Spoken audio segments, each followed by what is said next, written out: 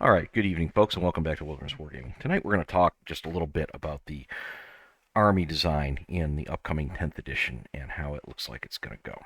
So, there's been quite a bit of speculation on this because we're resetting all the codexes. We're going back to an index where you just have a basic document that lists out the units for all the armies.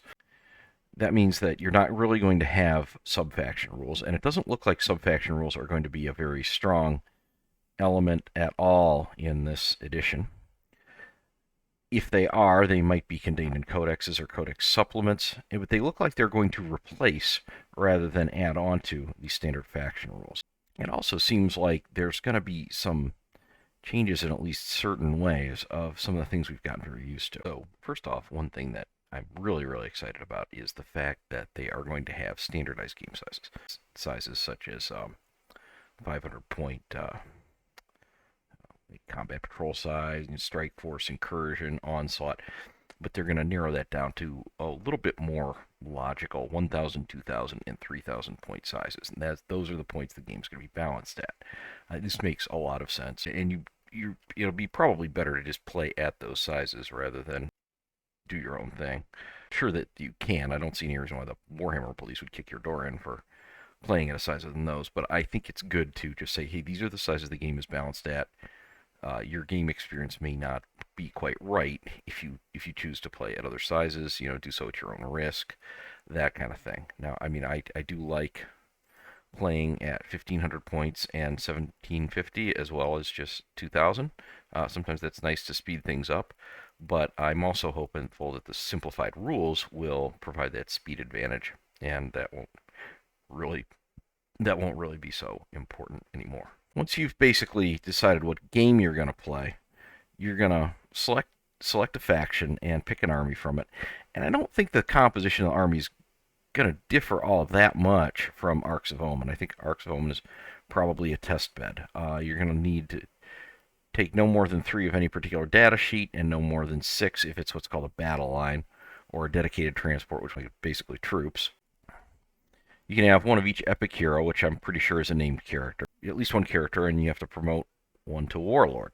Now, where this really makes me wonder a lot is, well, there's a couple things. One is if there are no subfactions and no subfaction keywords such as, Ultramarines or Salamanders or Leviathan or Bloody Rose or whatever. What does this mean for named characters? This is one of my first things. Named characters have a lot of very iconic, very cool models, and not always, but often tied to subfactions. Now, not always. You have ones like Morven Val that can easily be used with any subfaction of the Sisters. You have Supreme Commander ones like Guilliman that are pretty easy to spread around.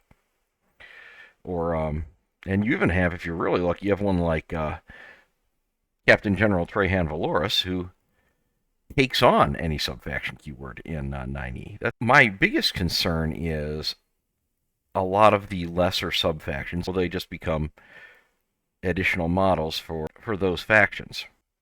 So, for example, my beloved Adrax Agaton and Vulcan Histon, will they just become regular old captains, or perhaps a chapter master? What about Prayer Thatch Mantle, my very expensive and very lovingly painted and one of my most favorite Forge World character Dreadnought? What about him? Is he still going to be a thing? There's larger questions about Forge World itself in general. But leaving that aside for the moment, I have this feeling that the index is going to be very light on special characters who are not amongst the more Games Workshop promoted factions, shall we say, the poster boys, and then the ones that benefit from kind of a semi-poster boy status, such as, for example, perhaps the Emperor's Children for Thousand Sons. There's another question. What is going to happen to armies that sort of kind of part of a faction?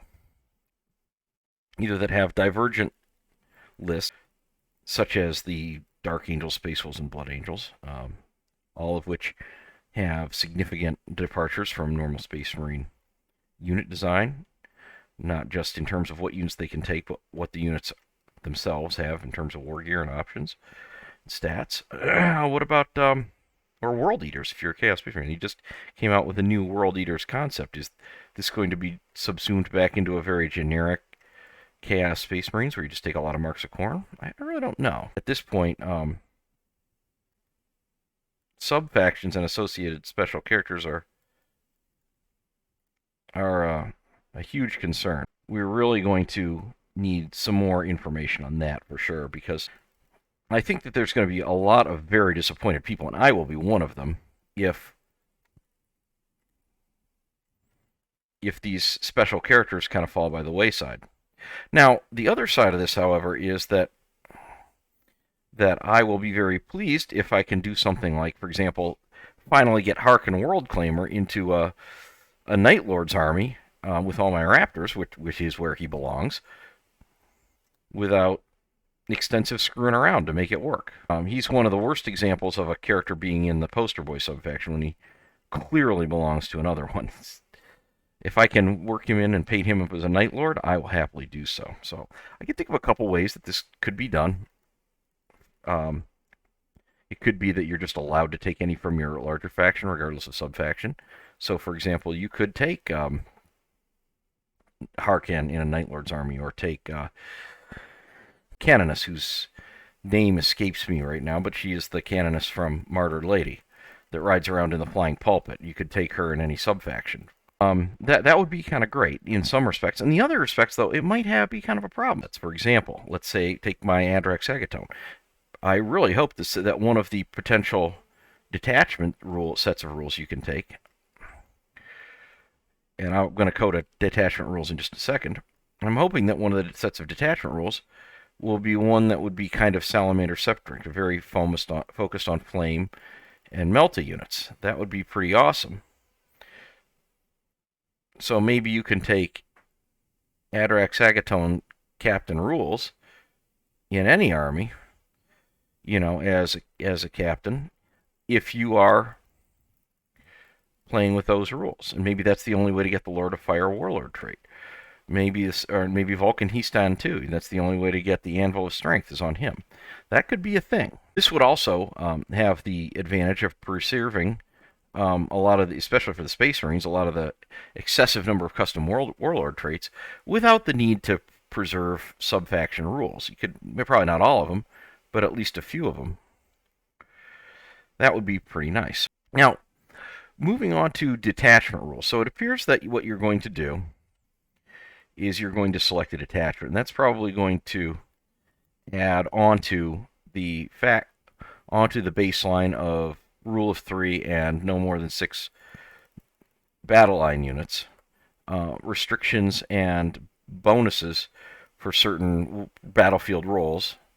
I suspect that some general equivalent of heavy support, some sort of equivalent to those will present itself. In fact, I really can't imagine that it wouldn't. I don't see how that could not be the case. You clearly need to differentiate those units that are primarily about mobility from the ones that are slow and heavy and primarily about firepower. But I have this feeling, they're going to be renamed, which is probably actually kind of unnecessary. I've never been a big fan of rename something that's fundamentally the same just to make it sound new and different and cool. There's a high chance that they will, based on what Games Workshop's already said. This I have very mixed feelings on the detachments as well. On the one hand, if there are sufficient variety of detachments to where I can do things like have a fast attack raptor-oriented detachment for Night Lords, or have a melee-oriented Sisters detachment have a Melta-oriented one for my Salamanders, or just something to make my Shadow Keepers just a little bit different from other custodians. That's going to be awesome. But I'm very worried that with the number of subfactions and factions in the game, that the index is going to quickly grow control. Now, on the other hand, this may not be as much of a concern if we're not using a physical book. If the index is going to be released digitally, then maybe the size of the index isn't really a concern. In fact, I would hope not. You could release it as a 500-600 page PDF if you really needed to. So there's no really reason to concern yourself with the length of the document. If it's a PDF, people can just print out the pages they happen to need. So I'm less worried about the detachments than I am about the named characters overall. Mostly, I just don't want to fall victim to, oh, let's just put out one detachment for each army, and it'll be for the poster boy faction, and nobody else gets anything for who knows how long. So while I'm trying to play my salamanders as if they were ultramarines and not actually having the right units to do it with. Now, my other concern about detachment, this is a little more focused on the theme roleplay side of things, is when I see things like a Strike Force Gladius or whatever detachment that's clearly some Roman-esque name. Okay, yeah, it's Imperial. Imperial's got Roman themes to it, got it. But also, Ultramarines are Romans. There's a lot of that going on. I don't want to be playing Strike Force Gladius as a salamander. Now, granted, yes, I could rename it Strike Force Drake Smiter or whatever, and you can just always rename it, but it's going to be a little dissatisfying if it doesn't really give me the flexibility I need to field the units that I've collected. Yeah, I'm not excited about that. I am hopeful though, because of the Strike Force Agastus box set, that I'm hopeful that this is not the case, and I don't mean hopeful as in just a slim hope. I think it's an indicator. I think that the Sisters 8th Edition Codex release was a good clue. I think the World Eaters Codex they just released is another clue. This time, that usually stuff that gets released towards the very end of the edition is going to be a clue as to what the next edition is going to actually be like. So I'm hoping that, especially the Imperial Guard Codex, with the kind of regiment agnostic approach that they took, is maybe an indicator that you're going, or that the World Eaters Codex is maybe the World Eaters Codex is what detachments will look like for the World Eaters. There'll be a World Eaters detachment you can take. Now you can take your World Eaters army, perhaps with different detachment rules, and then maybe have Raptors and Warp Talons included. Raptors in particular, I don't know why you wouldn't have those in a World Eaters detachment. It's really a little hard to say, how that's going to look. But I am hopeful that that maybe have a lot of flexibility and a lot of open options. But then you can also take the maybe more specialized version in something like the World Eaters or the Disciples of the Red Angel, which seems to be really specialized. So I'm hopeful that's kind of how the detachment rules are going to play out, is that it's going to leave you with enough options to make your army feel like your army. If you're playing one of the factions that's a little bit more off the beaten track than the poster boy or more common ones. Now, one last thing I really have to address about this is I really have questions about armies like Drakari, Dark Angels that have really strange constructions, like where they're almost several armies in one, even Eldari. Now, one thing I would like to see, and I may do a 5 things I'd like to see in 10th edition video, but it might be getting a little bit late for that now, as we're getting down to probably about 90 to 120 days out from seeing it. May not, I don't know. What I would like to see is kind of the traveling players rule for every army. So what I mean by that is any army from a major faction, so Eldari, Imperium, Chaos, Genestealers, Cults, and Tyranids, take a combat patrol from any one other subfaction any one other faction in that mega faction.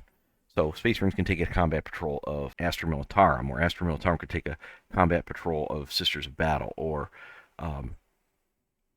Demons could take a combat patrol of Chaos Space Marines, or vice versa.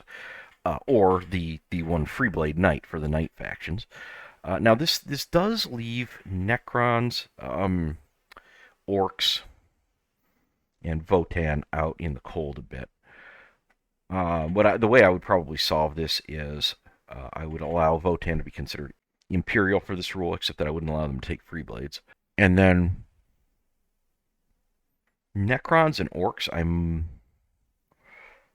not sure quite how to solve that one. That one might be just a little bit trickier, but I still like the concept overall. Something might need to be done for them on this 10th edition army. How you're going to design your army, fill it out, deploy it. I do think it's going to be simplified, streamlined, and I think when it starts to get a little more developed, it's going to be pretty good. Hopefully, not have codex creep. You won't have a lot of those things that happen across the edition. You won't have the last codex of the edition being obsolete within just a few months. I'm really hopeful about that. But anyhow, please let me know what your thoughts are. Like, subscribe, comment down below. Please tell me what you think about this stuff. Click the notifications bell for more great content from Wilderness Wargaming, and I hope to see you back again here very soon.